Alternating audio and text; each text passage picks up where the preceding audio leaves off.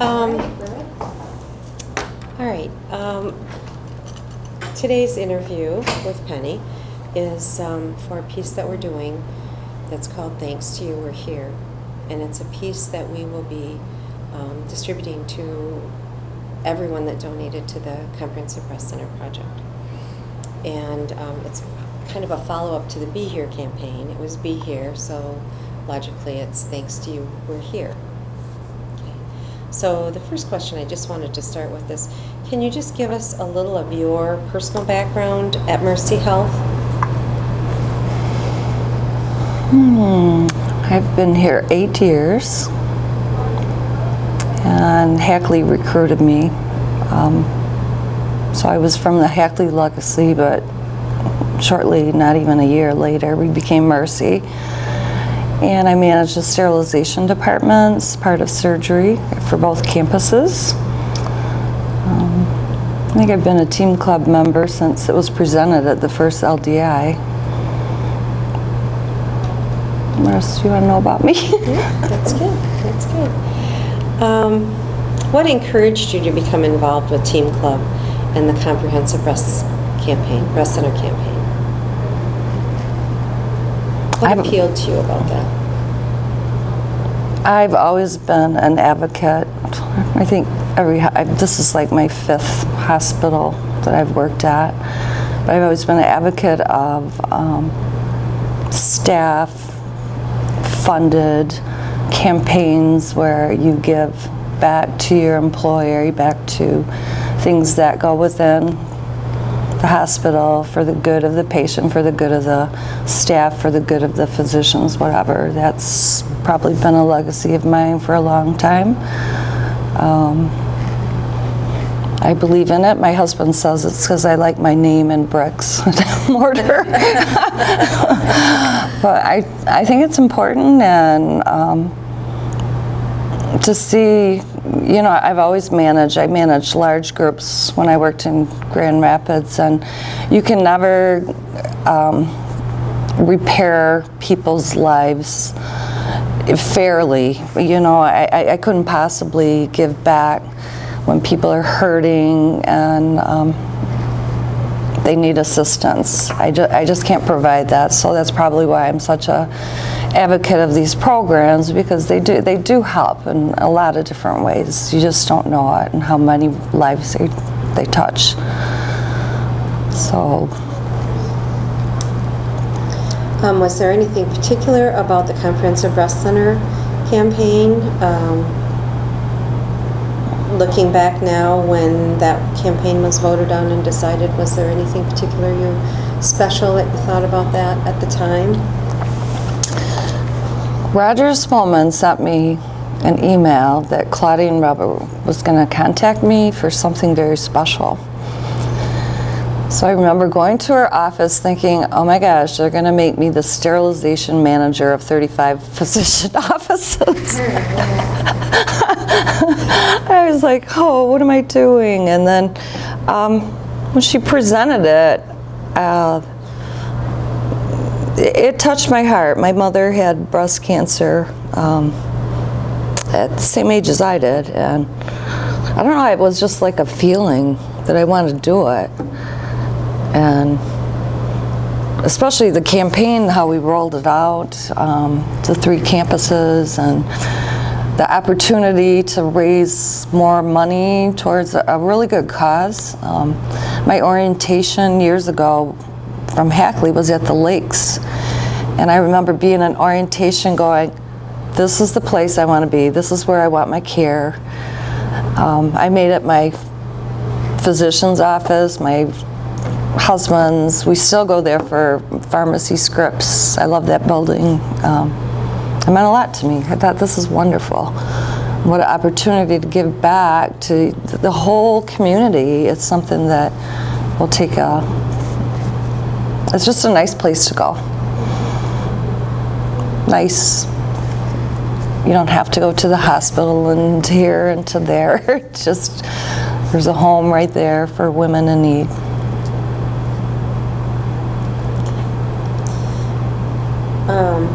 So here you are, after being very instrumental in the Team Club efforts, having just wrapped up the campaign for the CBC, and you receive a diagnosis of breast cancer. Can you take us through that process? Well, it was kind of strange. My father was here from Florida, and he needed a mammogram. And so I went through that with him, and then my husband needed one like the following week. And then I thought, oh my gosh, I bet I'm way overdue. I need to do mine. So then I went in there, and I could tell by the number of photos they were taking, I'm in trouble. I don't know, it was just the way it panned out. And I've always had problems, cystic breasts, dents, they can't really tell anything, and so they take me into ultrasound. But this time it was different, and it was just the compassion around what was going on. And then they wanted me to immediately see a physician. And I thought, oh my gosh, because the Joint Commission, I think, was here. I go, I got to get back to my job. And I remember walking out, and I think you two were the first ones I saw, and I was so overwhelmed with feelings that I'm in the middle of this. Feeling glad we did the campaign, but then overwhelmed by, I have to use these services. So it was kind of like a good and a bad feeling all at the same time. What's going to happen?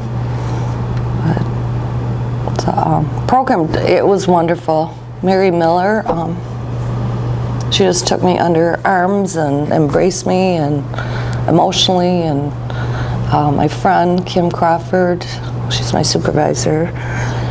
Her sister had been through breast cancer 3 times in the last couple of years, so she went with me everywhere. Dr. Petty got me right in, like 2 days later. I think it was 2 days later, and surgery within a week. So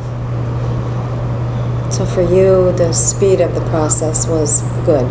Right, the speed was everything, because your mind is so full of what's going to happen. What am I going to do? You're worried about your job, worried about your family, you're worried about your daughter. There aren't words. I want to cry. And you felt supported, embraced. You said Mary Yes. took you and embraced you. She set up about the process and the CBC and the way we deliver care to women when it comes to breast health services. What would you say? I mean, what were your feelings? You used the word embraced. I don't remember all their names, but I had a core biopsy, and the physician, he took my hand and he said, it's okay to cry. And I remember going, okay, but now you got to wash your hands again because you just contaminated your glove. And then the nurse was wiping my tears and holding my hand and crying. Crying with you. And the doctor was, I guess he's a radiologist. You could tell he felt bad that I was there, and he had to take me through that. And then he explained that he saw something and they had to have more procedures, and it was still very personal. They, called me by my name, took my arm, provided Kleenex.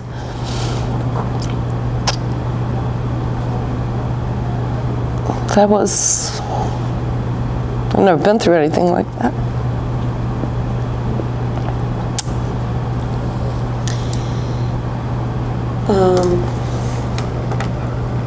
Well, my next question is, what was your overall feeling about the care you received? I mean, looking back now.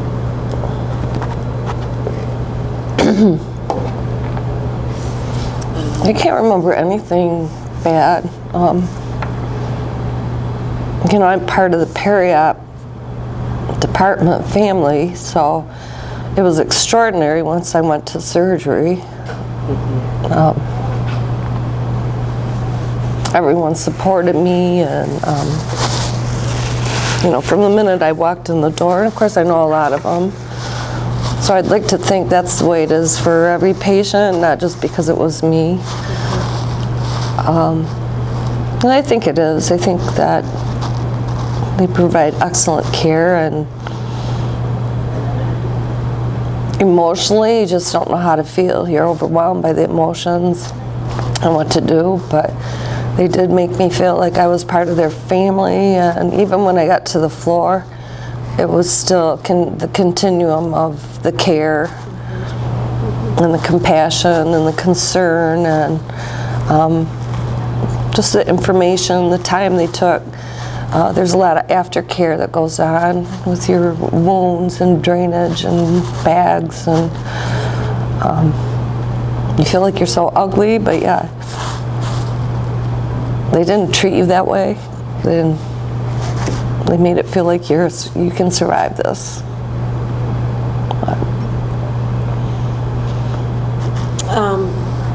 The title of this piece, the publication is, as I said, "Thanks to you, we're here." And we really want to emphasize in this why people were inspired, and thank people that were inspired to give to this project. If you had a message to give to those people that supported this project, what would your thanks to you message be?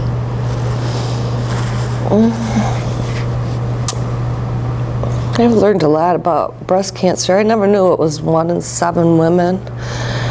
And I live in a neighborhood of probably 60 houses. And I remember counting every 7th house. I don't know why I did that, but it saddened me.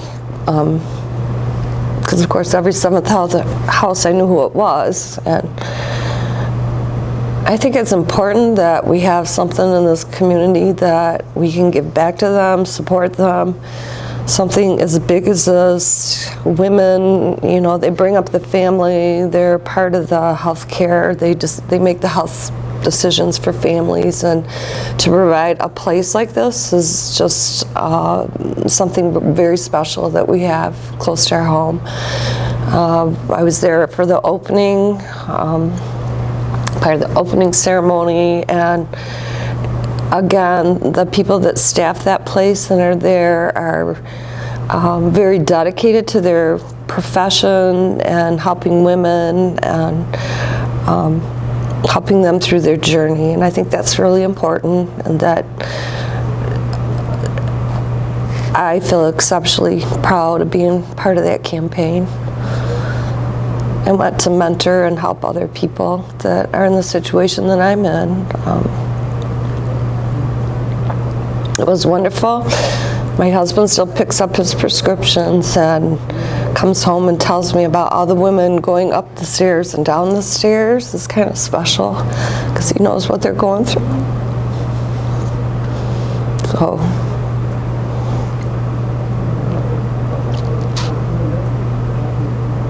Trying to bring the message back to Teen Club too.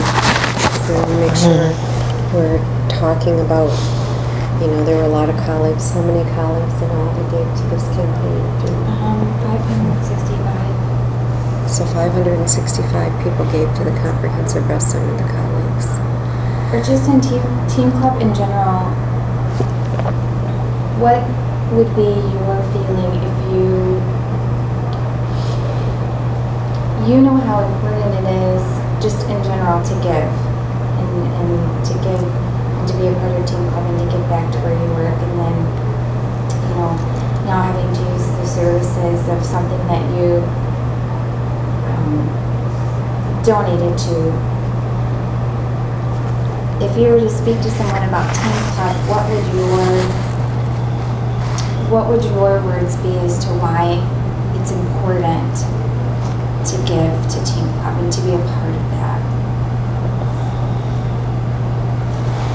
It's so hard. For me, it's easy to give. I think it's important to give, or tithe, or I don't know, whatever you want to call it. I guess, you know, if you give once and you see it help someone, and I'm fortunate, I've been a manager, so for 30 years I've been in management, so anything I gave to United Way, whatever, I've seen a lot of staff, co-worker, colleagues, managers, whatever, see a benefit to philanthropy, giving, and when it really hits your heart is when it's someone you really know, and when it's yourself, then it's extraordinary. I mean, it's a very different feeling. I feel like I didn't give enough. So that's hard to explain. I don't know. I know. I'm not sure why they take it as, they look at what the donations are going for, and somehow they don't know how to personalize it, I guess, or they do personalize it, like the lobbyists, for an example. The lobby, it really was meant to be aesthetically appealing to our patients and families as they walk in, not to be a lounge. And I think they took that out of context. So that's what was so great about this campaign, is that usually everyone's touched by this. A neighbor, a mother, a grandmother, a friend, an associate. I've learned of so many people that I didn't even know that came out of the woodwork and told me their experiences since this happened to me. And you would never know, the cards. And so for me, I think it's important to donate and see people, that passion, that feeling that you get when you see someone being helped, that you personally can't help them, you couldn't take them through that themselves.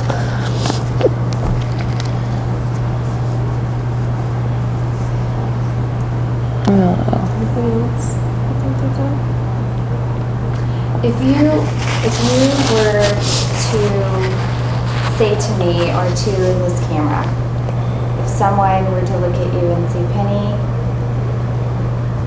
or if you were to look at me and say, I donated to the CBC. So finish this sentence for me. Because of you giving to the campaign,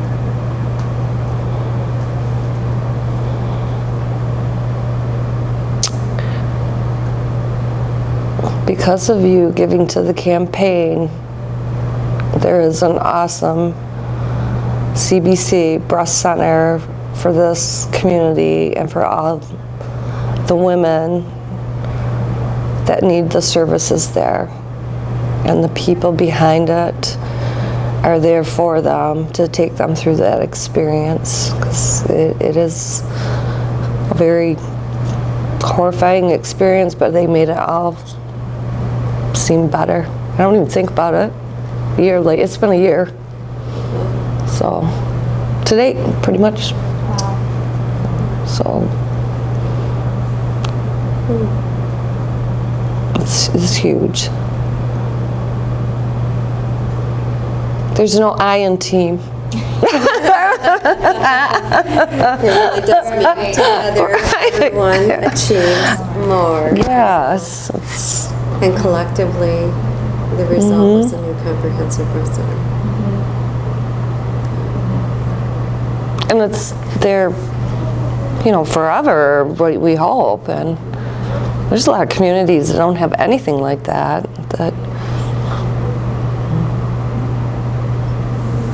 Did you have an experience then when you were done at the Johnson Cancer Center? Did you receive treatments at the Johnson Cancer Center? No, actually, I fell into this 90th percentile where if I had chemo, it would be 5% to my betterment or 5% do nothing. And I remember sitting there going, chemo, I don't want it, 90%. I'm an A student. I'm not doing this. So I was very fortunate. I'm on a 10-year treatment, pills and anastrozole. But they're outstanding over there too.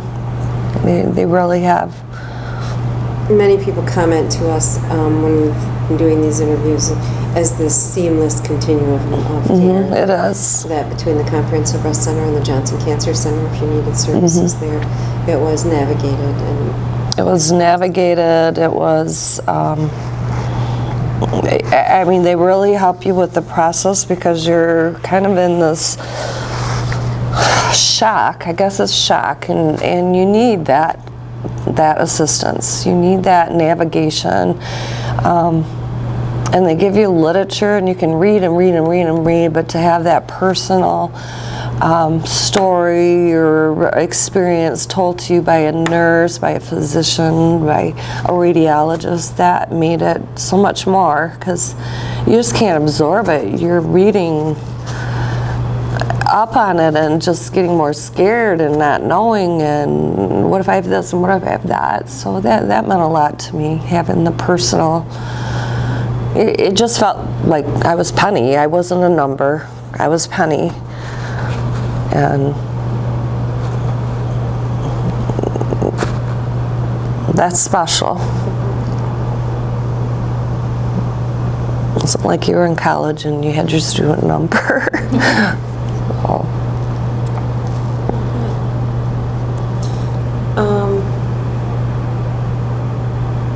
My last question, and I think we've already answered it, was, has your journey with cancer changed the way you look at the perception of fundraising by colleagues? But I think we pretty much answered that question at Team Club and how you feel about that. So. That's a wrap.